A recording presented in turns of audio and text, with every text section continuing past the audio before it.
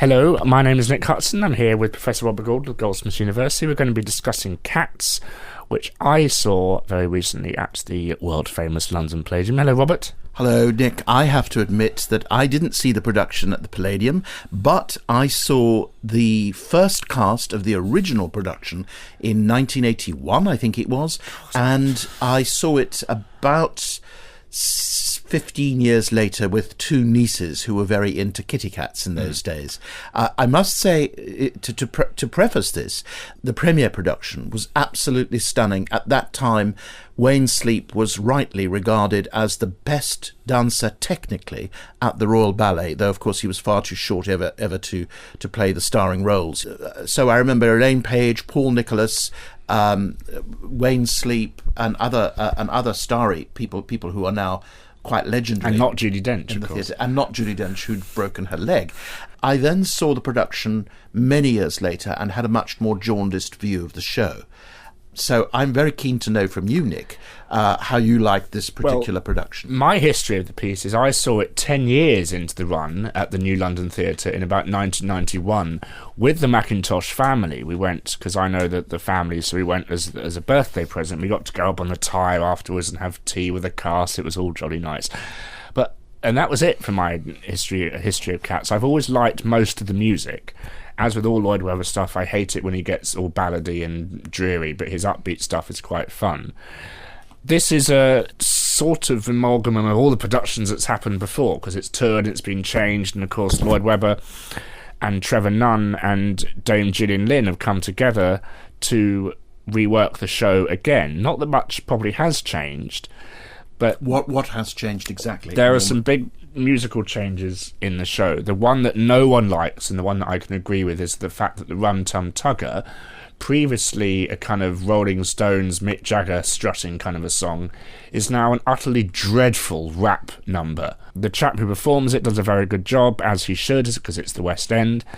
But other than that, you cannot understand a word that's been... I don't think rap belongs in the theatre, because the lyrics go by far too quickly for you to get what's being said. My problem with the show always has been, I think it's a brilliant idea. The stress places all over the place. Yes, but I think that's the problem. The problem is the music for me doesn't fit the style and the tone of T.S. Eliot's very, very funny, very witty poems. And I always felt it would have been better off done as a very old-fashioned music hall, done in a slightly camp pantomime way.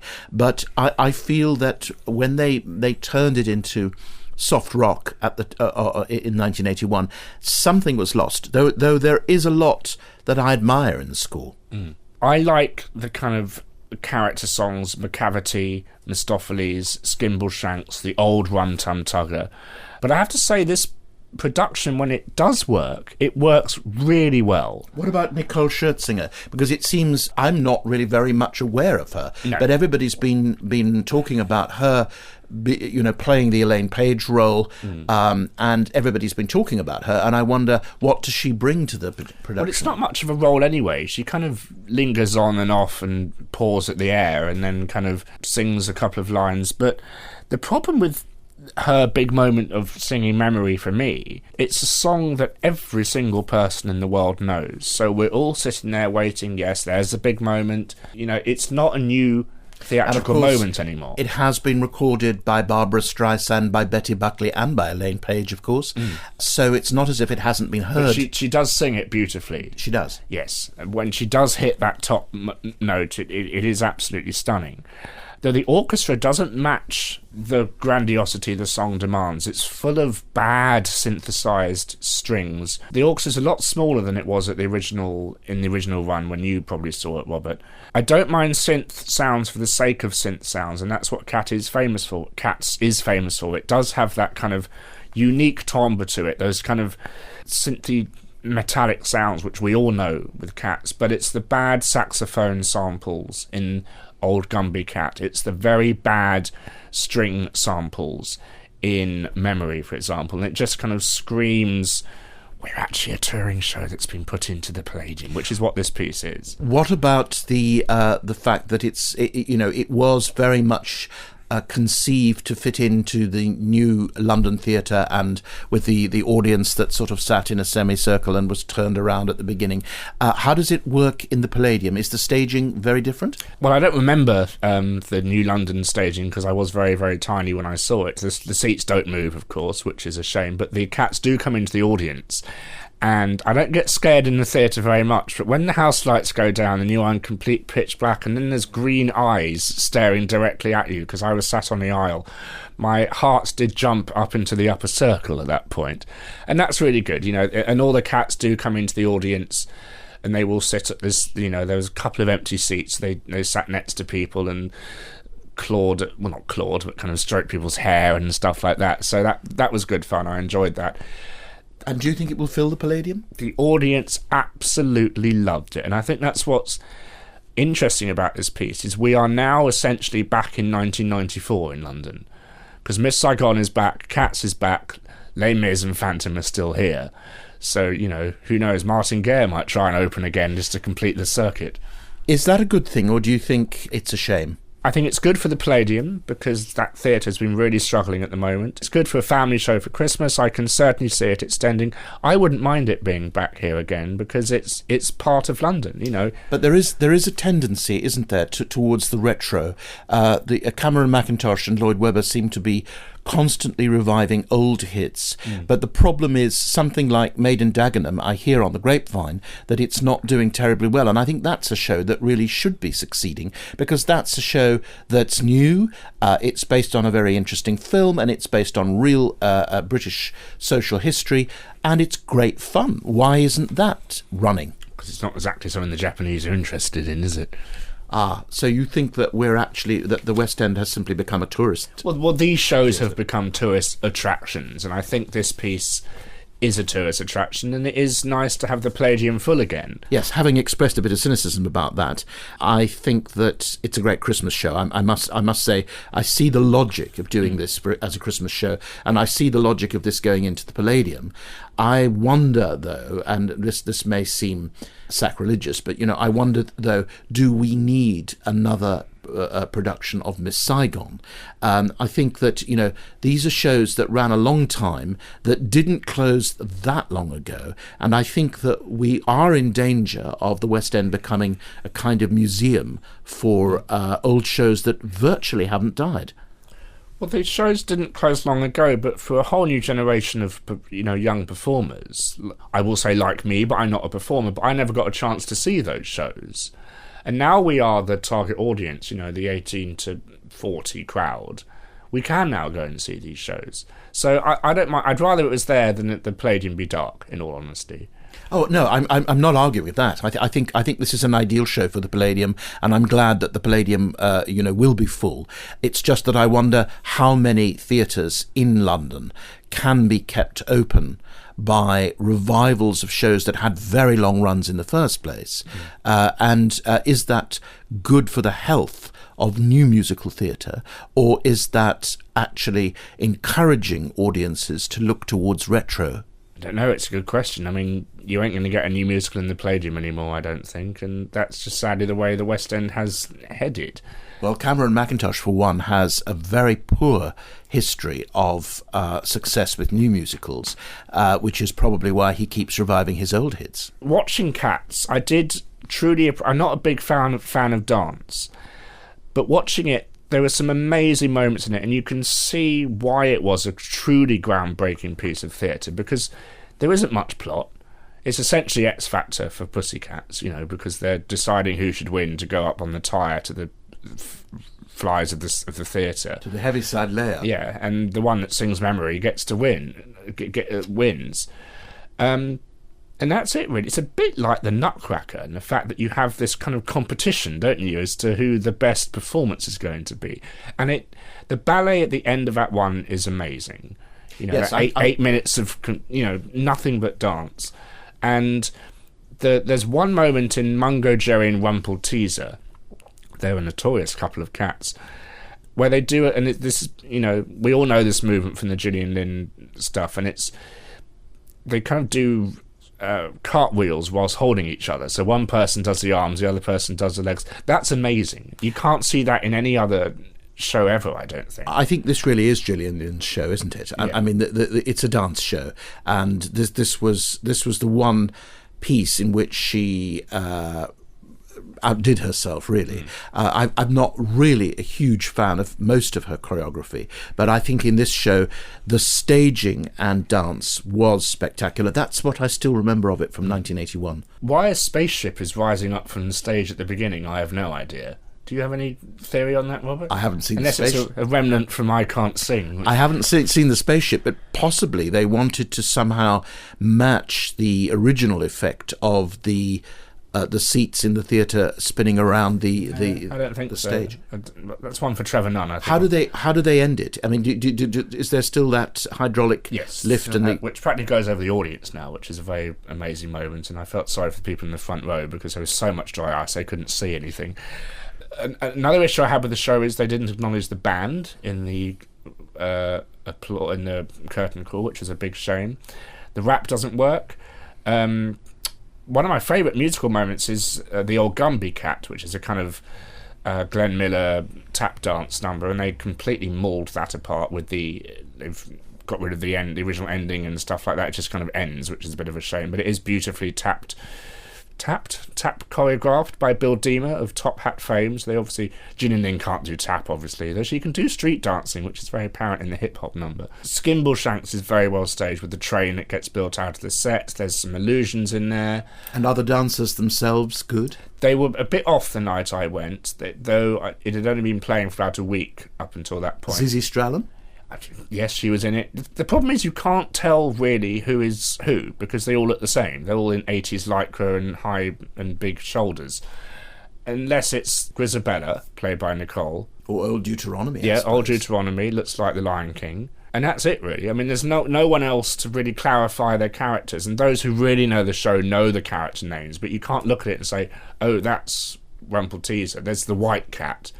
And the cast were very, very good. Very, very energetic. And the one bit I did love, and this isn't new, though you'd think it would be with the rise of social media and photography and stuff, is Old Deuteronomy stays on stage during the interval, and you can go up and have your photograph. You can take your photograph with him. I hope the actor's getting extra for that. Well, but you'd think that would be a new thing, but apparently they've done that ever since day one, and that's about this show. This show is an event. It is a theatrical event. So not one perhaps for Sondheim aficionados, but definitely a great family outing. Yes, of course. And even if you are a Sondheim aficionado, because the words are brilliant. Well, T.S. Eliot was a great poet. I mean, there's some wonderful rhymes in there. One of my favourites is in that funny little basin you're supposed to wash your face in, which I think is quite sweet. I just wish, like you, Robert, the music were more interesting. Well, so that's hopefully keeping the Palladium open for a long time to come. Yes, and it is at the moment booking until the 28th of February 2015. I wouldn't be surprised if it goes into 20th of February 2023 or something like that. Do go and see it. You can, of course, book tickets at catsmusical.com/London or the londonpalladium.co.uk. Robert, thank you very much. You have a musical you'd like to talk about as well, don't you? Yes, from the Palladium to one of the smallest theatres in London. Landor. This is the size of the Landor, but it's a better design. And it's called the London Theatre Workshop in Fulham. It's really in the Parsons Green end of Fulham. It's absolutely delightful as a venue. Ray Rackham and Tom Lees have got together and with a group of people, and they've set up this theatre above a pub. It's a nice pub, and it's a beautifully laid out little fringe theatre. And they've been doing shows there for a year, and I hadn't really caught up with them until Apartment 40C. Music by Tom Lees, libretto and lyrics by Ray Rackham, musical director Tom Lees, and director Ray Rackham. And I must say... And pianist Tom Lees. Yes. Now, I have to say, Rob, this is the kind of show that you and I hate. Well, I'm not a fan of relationship shows unless they're by Sondheim and they're called Company. But I must say that this was a very creditable production. It's brilliantly performed, a cast of 6 really good performers, and very well directed. The music is lovely. I felt the lyrics are very influenced by Sondheim. They The work. show often is, isn't it? They sometimes work and they sometimes don't. The book has some problems, but it's very gripping and very entertaining throughout. It's intelligent, it's witty, and it's a very good first attempt at creating an entirely new musical in a new venue. I thought that it was admirable in many ways. I think it's worth going to see, and I certainly think the design is beautiful.